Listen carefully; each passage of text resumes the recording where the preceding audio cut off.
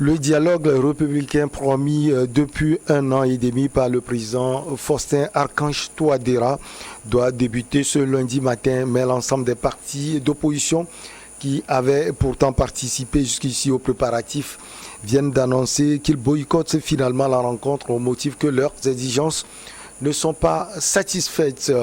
Nous, bonjour à tous, bonjour à toutes, nous sommes avec Mamadou Diouf. Mamadou, bonjour, vous allez bien? Bonjour Michel. Alors, le président a promis ces dialogues déjà avec les partis non armés en République centrafricaine et ces partis disent que leurs exigences ne sont pas respectées. Qu'est-ce qui est à la base de cette décision de l'opposition centrafricaine? En fait, c'est un dialogue, il faut le rappeler, que l'opposition avait demandé même avant l'élection présidentielle. Parce qu'il est bon de ramener les choses à leur place. Et ce dialogue qui n'avait pas été fait avant l'élection présidentielle, on voit les conséquences aujourd'hui. Parce que parmi les membres de l'opposition, il y en a qui disent qu'il faut également mettre cette question de l'élection dans le dialogue, parce que pour eux, le président n'a pas été élu dans des conditions normales.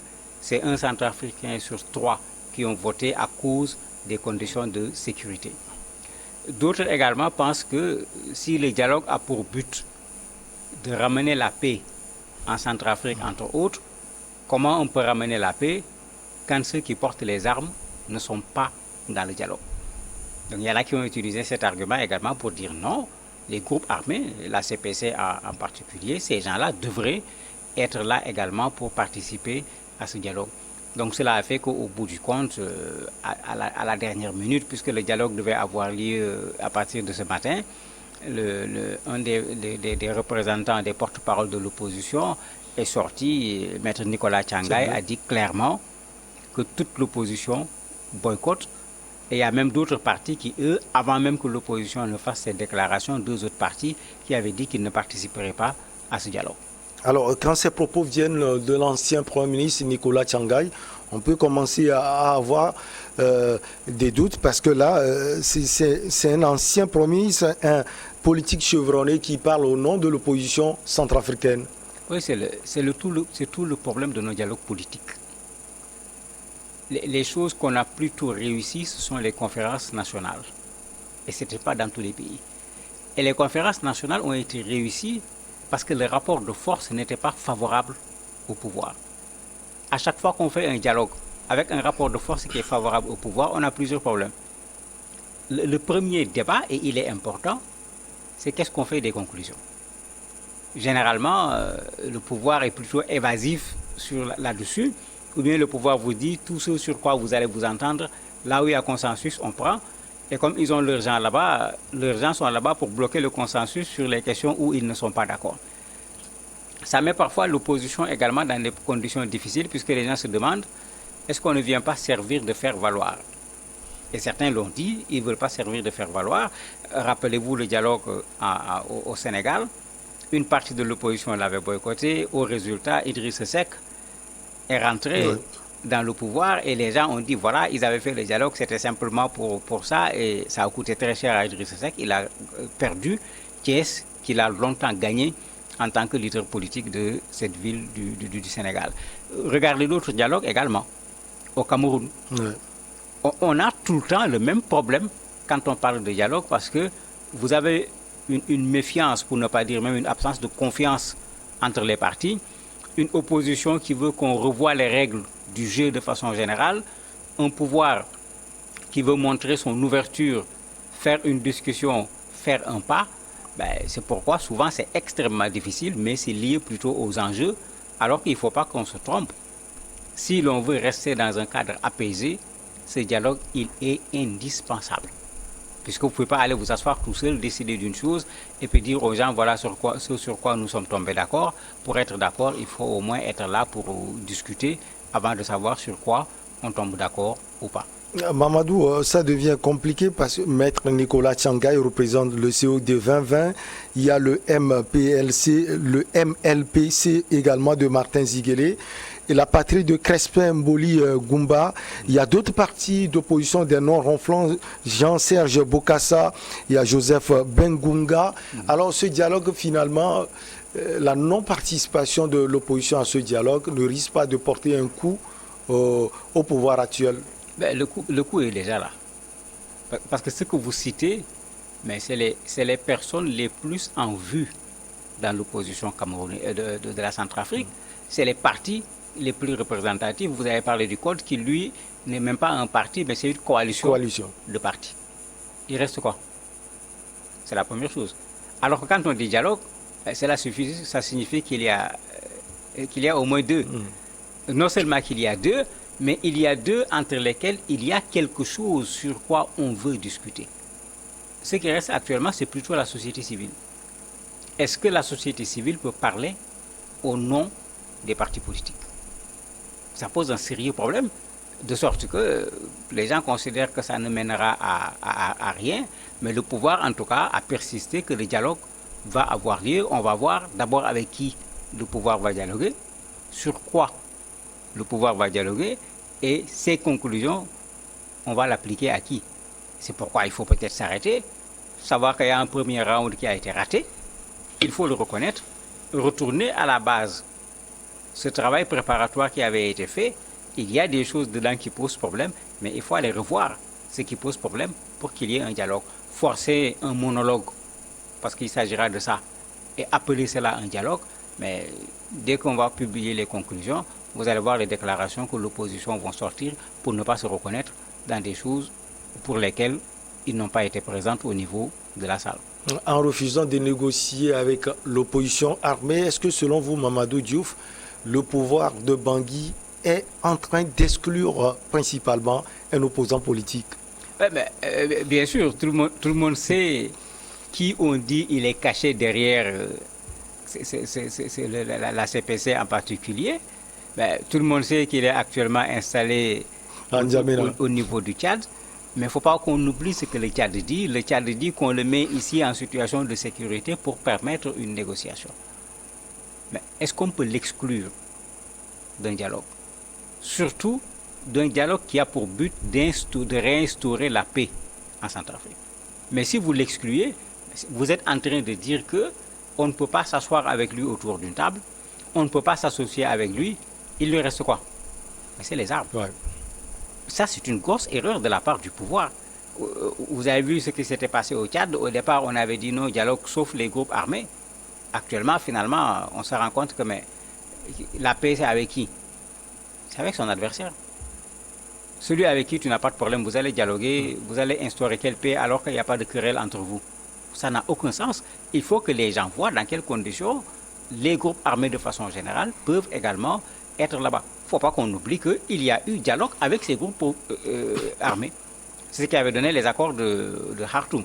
Donc dans la jurisprudence, l'État centrafricain a déjà bel et bien dialogué avec ces groupes armés. Qu'on ne vienne pas nous tenir un nouveau discours parce qu'ils se trouvent un peu en situation de force aidés par les Russes. Il faudrait résoudre le problème définitivement au lieu de laisser ici une rébellion qui va continuer encore pendant des années et qui n'a pas perdu toutes ses capacités de nuisance. Alors l'opposition réclame aussi un débat sur la crise électorale de 2020 puisqu'elle juge toujours illégitime la réélection du président Faustin Archange Touadéra. Ça c'est compliqué. C'est très compliqué, c'est ce que je disais tout à l'heure. On doit dialoguer. Notre, j'allais dire, interlocuteur, on ne risque pas de l'appeler Monsieur le Président, on risque de l'appeler Monsieur Faustin. Ouais. Parce que je ne suis pas encore d'accord qu'il est le président de la République. Bon, c'est connu quand même dans beaucoup de pays africains. Nos élections, les prolongations ne font pas ce que l'on voit dans les matchs de football. Ce n'est pas du 15 minutes plus 15 minutes. C'est des mois et des mois, voire même des années. Et c'est dû à ce défaut que nous avons de ne pas résoudre les problèmes. On laisse le problème continuer. Bien sûr, l'opposition, quand l'occasion se présente, l'opposition repose le problème sur la table. Et c'est ce qui se passe avec la Centrafrique. D'autant plus que si vous regardez ceux qui boycottent, mais c'est ceux à qui on avait interdit de quitter la Centrafrique. C'est ceux qu'on a voulu arrêter à un certain moment. Pourquoi? Parce qu'ils contestaient les élections. Et ils ne sont jamais revenus sur cette contestation des élections. Mais si vous leur donnez l'occasion de s'asseoir autour d'une table pour parler de la Centrafrique, c'est clair qu'ils vont poser ce problème et c'est ce qu'ils ont fait, alors que le pouvoir, bien sûr, ne peut plus en entendre parler. Alors la suite a donné à cet imbroglio en Centrafrique. Ben, je me dis que c'est la société civile peut-être qui a encore une carte à jouer en allant expliquer au pouvoir, attendez, un dialogue sans que l'autre partie ne soit là, on ne peut pas l'appeler un dialogue. C'est la première chose. La deuxième chose, les objectifs étaient nobles, puisqu'il fallait parler des questions de droits de l'homme, il fallait parler des questions de bonne gouvernance, il fallait parler des questions de paix. Ces questions sont quand même importantes pour la Centrafrique aujourd'hui. Et il est important que quand on en parle, quand on en discute, qu'on le fasse dans le cadre d'un dialogue inclusif pour que les gens se sentent concernés par les résultats de ce dialogue-là. Et je crois que c'est la société civile qui doit jouer cette carte du côté du pouvoir pour leur dire non, ne forcez pas la main pour faire un dialogue seul. Et aller également du côté de l'opposition pour leur dire mais à part le dialogue, il n'y a que l'affrontement. Vous êtes des partis légalement constitués, votre mode d'action, ce n'est pas la violence. Donc venez qu'on essaie de trouver un terrain d'entente pour que le dialogue souhaité puisse avoir lieu, au lieu qu'on ait un pseudo-dialogue qui va sortir des conclusions qui ne régleront pas les problèmes de la Centrafrique. Le dialogue est maintenu, assure la présidence. On va dialoguer avec qui? On va créer des partis politiques?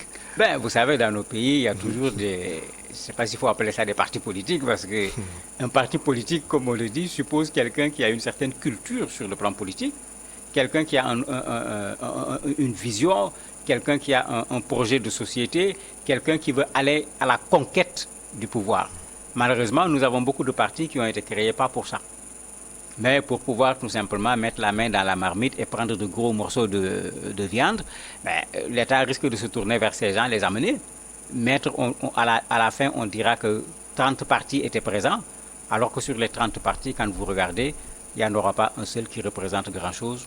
On l'a déjà vu malheureusement dans beaucoup de nos pays. Dans certains pays, on voit l'influence de ceux-là qui sont présentés comme des hommes religieux.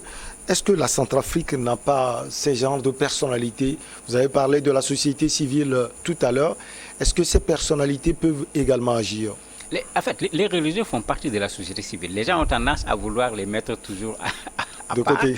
Mais ils font partie de la société civile. Quand vous regardez un prêtre, un pasteur, un imam s'exprimer, ils s'expriment également sur des questions concernant la nation. Ils font partie de la société civile. C'est vrai qu'on a tendance à les prendre quand même avec cette caractéristique qui est la religion. Mais ils sont bien sûr intéressés. Non seulement ils sont intéressés, mais eux-mêmes, ils ont des causes à plaider.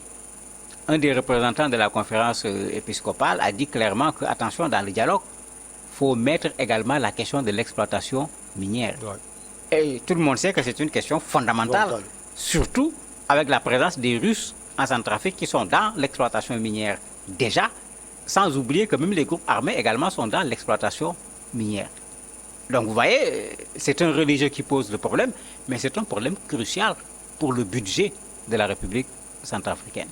Vous avez un autre qui est plutôt un représentant de la communauté musulmane qui lui pose le problème du retour des personnes déplacées et des exactions également que ces personnes sont en train de subir des exactions qui sont contraires aux droits de l'homme. Mais ça veut dire qu'il y a des choses à discuter en Centrafrique.